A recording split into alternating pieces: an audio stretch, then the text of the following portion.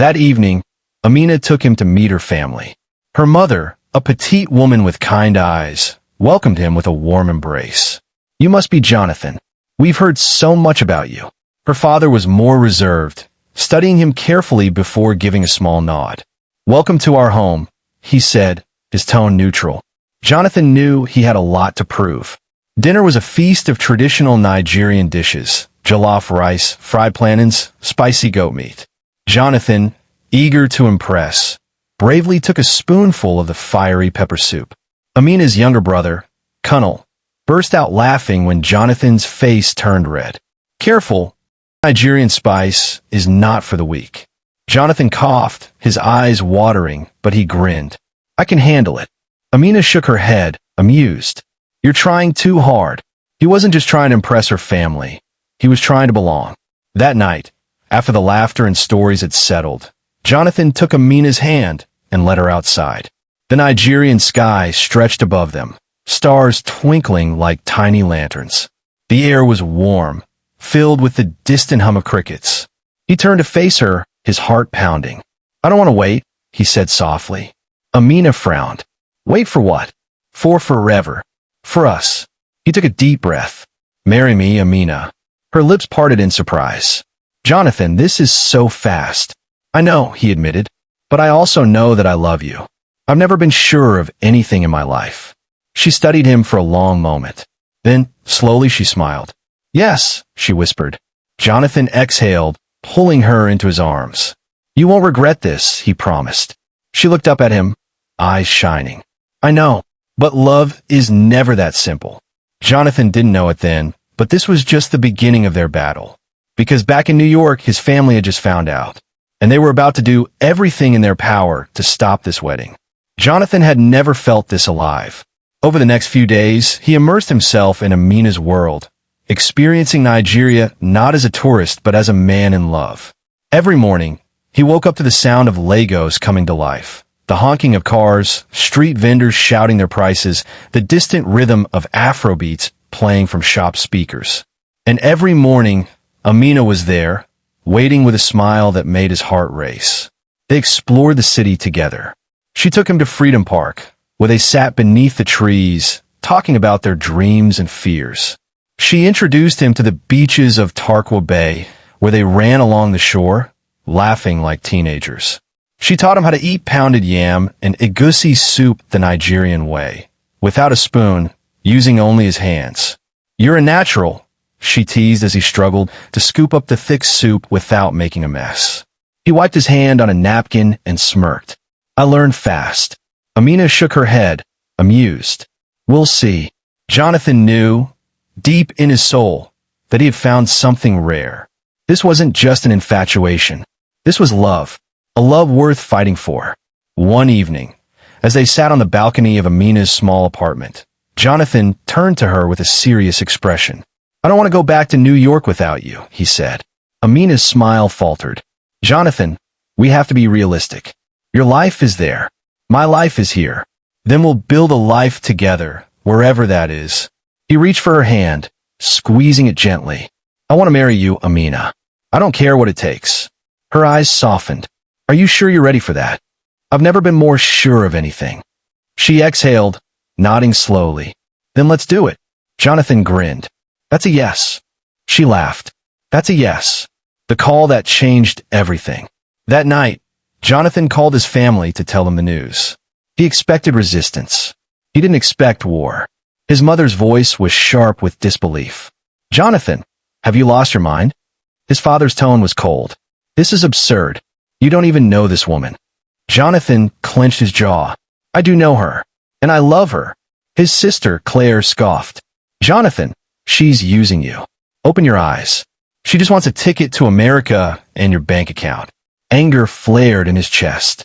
"Amina doesn't care about my money. She didn't even know who I was when we met." His mother's voice softened, turning manipulative. "Sweetheart, you're being naive. These women, they see a rich American man, and they—" "Don't." Jonathan cut her off, his voice low. "Don't you dare reduce her to a stereotype." His father sighed. "If you go through with this, you're on your own." Silence filled the line. Jonathan swallowed hard. If that's what it takes to be with the woman I love, then so be it.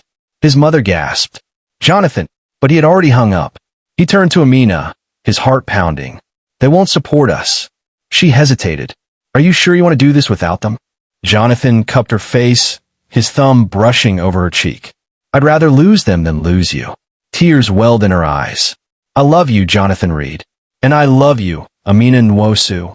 As he kissed her beneath the Nigerian night sky, he knew one thing for certain. No matter what came next, he wasn't letting go. Jonathan sat on the edge of Amina's bed, his phone still in his hand, his mind replaying his family's words over and over. If you go through with this, you're on your own. She just wants a ticket to America and your bank account. His fingers curled into a fist. How could they reduce Amina, his Amina, to nothing more than a gold digger? Amina stepped into the room, her eyes full of concern. She had given him space to call his family, but now she could see that the conversation had left him shaken. How did it go? She asked softly. Jonathan let out a humorless laugh. They think you're using me. Amina's face fell. Oh, they said if I marry you, I'm on my own. She was silent for a long moment, her hands clasped together. Jonathan, I don't want to come between you and your family. He looked up at her, his eyes dark with frustration. They're the ones making me choose. Not you. But it's not fair, she whispered. They don't even know me. Jonathan reached for her hands. Then let's show them. Amina frowned. What do you mean? I'll invite them to Nigeria for the wedding, he said firmly. Let them see you, see how much I love you.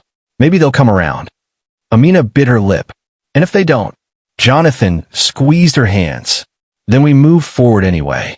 She searched his eyes, then nodded. Okay. Meanwhile, in New York, Patricia Reed was furious.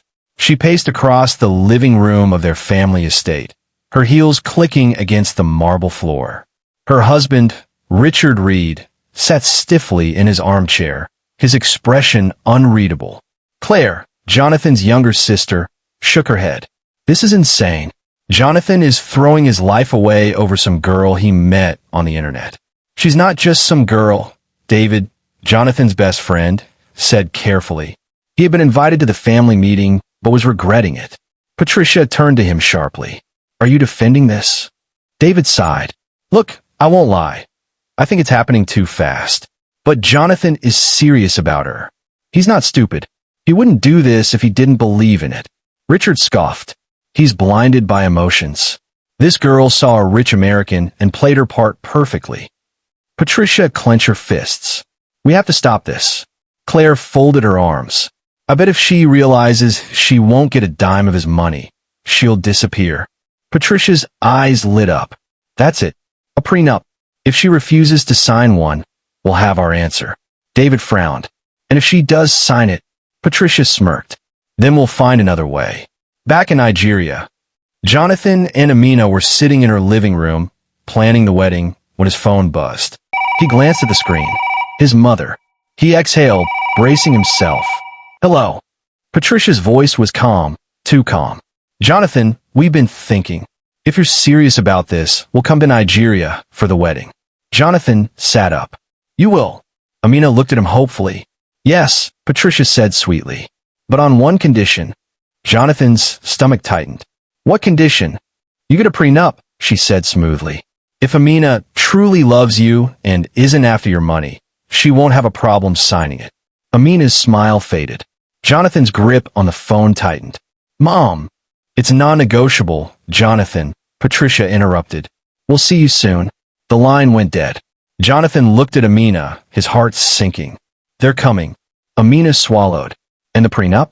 Jonathan sighed, running a hand through his hair. I don't care about my money, Amina.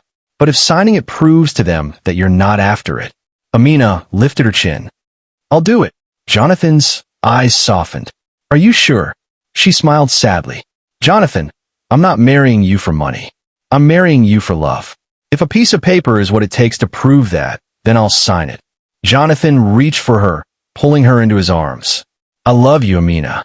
And I love you, she whispered.